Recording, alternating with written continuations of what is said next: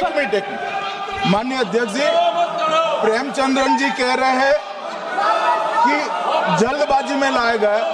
इसका सवाल इसलिए नहीं उठता कि मैं इस बिल को संयुक्त समिति को सौंपने की दरखास्त करने वाला हूं। इस पर संयुक्त समिति जो राज्यसभा और लोकसभा पक्ष और विपक्ष सभी सांसदों की बनेगी, जो इस पर विचार करेगी और आपके सामने लेकर आएगी।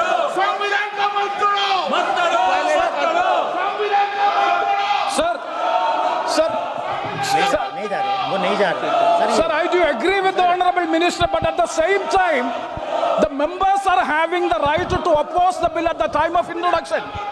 This is the legitimate constitutional right of each and every member to oppose the bill at the time of introduction of the bill.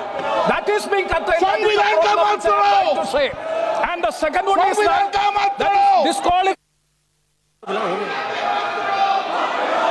Shri Venugopal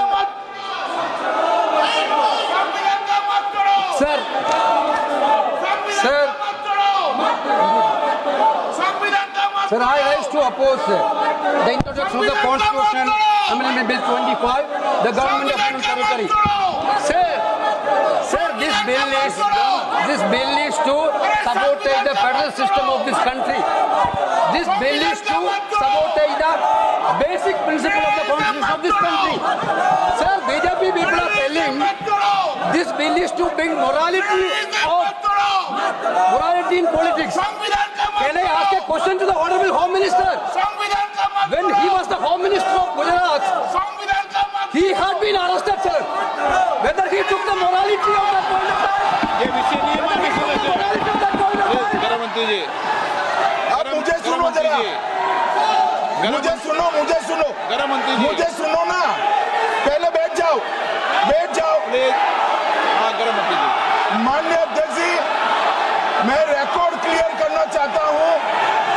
मुझ पर झूठे आरोप लगाए तब अरेस्ट होने के पहले मैंने नैतिकता के मूल्यों का हवाला देकर इस्तीफा भी दिया, और जब तक मैं कोर्ट से निर्देश नहीं हुआ, कोई संविधान पद मैंने स्वीकार नहीं किया। ये क्या सिखाते हैं नैतिकता में? मैं तो इस्तीफा देकर गया था, और मैं तो चाहता हूं कि ये नैतिकता के मूल्य बढ़े। हम ऐसे निर्लज्ज नहीं हो सकते कि हम पर आरोप लगे और हम संवैधानिक पद पर रहें। अरेस्ट के पहले मैंने इस्तीफा दिया है। माननीय सदस्य, आप बिल पर बोलिए। आप 72 के नियम के तहत बोलिए। sir, this name है, आपका डायरेक्शन है। 19 आप 72 नियम के तहत बोलिए। सर, लाइक नहीं है सर, नियम के तहत बोला आप 72। सर, दिस आपका डायरेक्शन है 19A 19B। हाँ है। Chapter on call भी है। हाँ। Very clearly telling at least 1 week notice is needed for introduction of bill. Sir, I am telling that this bill is to target the opposition ruling government. This bill is to threaten the people like Nitish Kumar and Chandrababu Naidu. This bill is to blackmail the party. Sir, my point one last. आप माननीय सदस्य, आप 9 चलिए। धर्मेंद्र प्रधान जी बोलना चाहते हैं। प्रधान नहीं यादव, आपके मेंबरों को बिठाओ।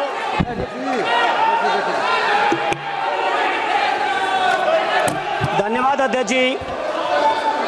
मैं ये जो तीनों के तीनों विधेयक आए हैं, संविधान का 130वां संशोधन विधेयक 2025, 1 मिनट, संघ राज्य विधेयक, देश देख रहा है आपको, संघ राज्य शासन विधेयक 2025, जम्मू कश्मीर पुनर्गठन विधेयक 2025, इन तीनों का माननीय अध्यक्ष जी अपनी पार्टी, अपने नेता गणीय अखिलेश जी की ओर से पुरजोर विरोध करता हूं। और विरोध इसलिए करता हूं माननीय गृह मंत्री जी, बहुत नैतिकता की बातें कर रहे हैं आपने भाषण दिए थे चक्की पी सिंह महाराष्ट्र में, जिनको लेके डिप्टी सीएम बना के घूम रहे हैं आप। इसलिए अध्यक्ष जी, मैं इस मौके पर कहता हूं, ये बिल संविधान विरोधी, मूल अधिकार विरोधी, न्याय विरोधी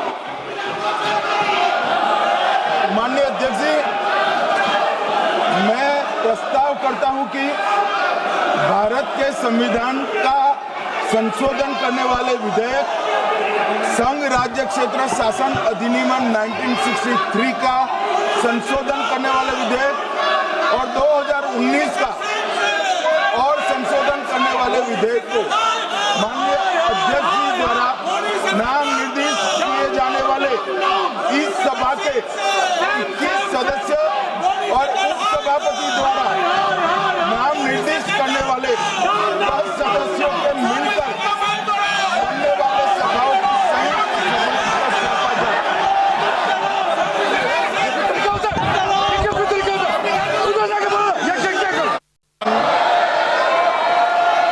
जिन्हें आज नियम 377 के अधीन मामले उठाने की अनुमति प्रदान की गई है, वह व्यक्तिगत रूप से सदन के पटल पर तुरंत अपने अनुमोदित पाठ को सदन के पटल पर रख सकते हैं। माननीय सदस्यगण, हम 18वीं लोकसभा के 5वें सत्र की समाप्ति की ओर अग्रसर हैं। यह सत्र 31 जुलाई 2025 को आरंभ हुआ था।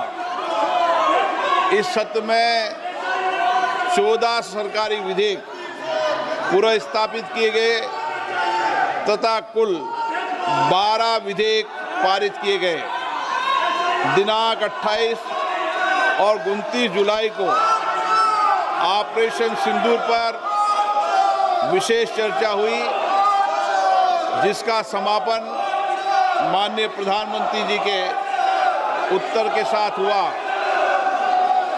दिनांक 18 अगस्त 2025 को भारत के अंतरिक्ष कार्यक्रम की उपलब्धियों पर विशेष चर्चा प्रारंभ की गई।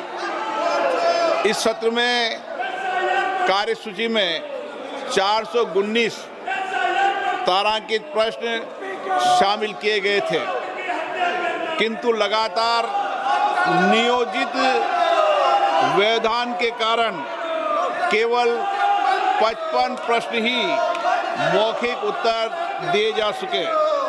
हम सभी ने सत्र के प्रारंभ में तय किया था कि हम इस सत्र में 120 घंटे चर्चा करेंगे। बिजनेस एडवाइजरी कमेटी में भी इस पर सहमति बनी थी, लेकिन लगातार गतिरोध और नियोजित व्यवधान के कारण हम केवल 37 घंटे ही चर्चा कर पाए। माननीय सदस्यगण, हम सब जनप्रतिनिधि के रूप में हमारे आचरण, हमारी कार्यप्रणाली को पूरा देश देखता है। जनता हमें बहुत उम्मीदों के साथ चुनकर यहाँ पर भेजती है ताकि हम उनकी समस्याएं और व्यापक जनहित के मुद्दों पर, महत्वपूर्ण विधेयकों पर व्यापक चर्चा कर सकें, मर्यादित चर्चा कर सकें। लेकिन पिछले कुछ दिनों से मैं देख रहा हूं कि सदन में सार्थक मर्यादा परंपराओं के अनुरूप चर्चा नहीं हो रही। माननीय सदस्यगण, जिस तरीके से सदन के अंदर, सदन के परिसर में जिस तरीके की नारेबाजी हो रही है, जिस तरीके से तख्तियां लेकर माननीय सदस्य आ रहे हैं, नियोजित गतिरोध किया जा रहा है, यह हमारी संसद की परंपराएं नहीं रही है। और विशेष रूप से इस सत्र में जिस भाषा का आचरण किया गया, जिस तरीके की नारेबाजी की गई, ये सदन की मर्यादाओं के अनुरूप नहीं है। हमें एक स्वस्थ परंपराओं का निर्माण करना चाहिए और हमारी कोशिश होनी चाहिए कि हम संसद के अंदर गरिमापूर्ण चर्चा करें, लेकिन मैं लगातार देख रहा हूं नियोजित तरीके से गतिरोध करना, नारेबाजी करना, तख्तियां दे रहना। मैं आपसे आग्रह करना चाहता हूं कि ये देश का सबसे बड़ी लोकतांत्रिक संस्था है, हमें इससे बचने का प्रयास करना चाहिए और संसद के अंदर भी और संसद के परिसर में भी हमारी भाषा संयमित और मर्यादित होना चाहिए।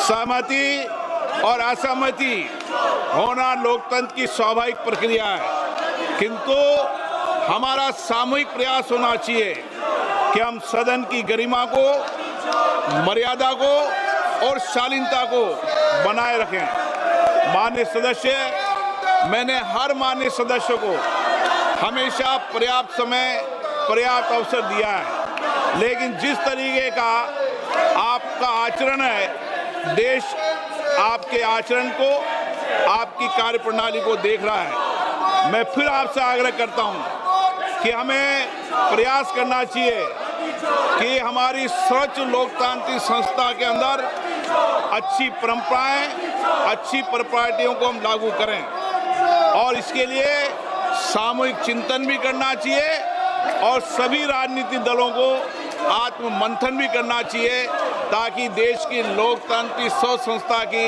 हम मर्यादा को बना रखें और यहाँ अपने आचरण व्यवहार से एक आदर्श स्थापित कर सकें। माननीय सदस्यगण, अंत में मैं सत्र की कार्रवाई में सहयोग हेतु माननीय प्रधानमंत्री जी का, सभापति तालिका के मेरे सहयोगी साथियों का, केंद्रीय मंत्रिमंडल में माननीय सहयोगियों का, नेता प्रतिपक्ष, सभी दलों के माननीय सदस्यों का, मीडिया के प्रतिनिधियों का, लोकसभा सचिवालयों का, संबद्ध एजेंसियों का हार्दिक धन्यवाद व्यक्त करता हूं।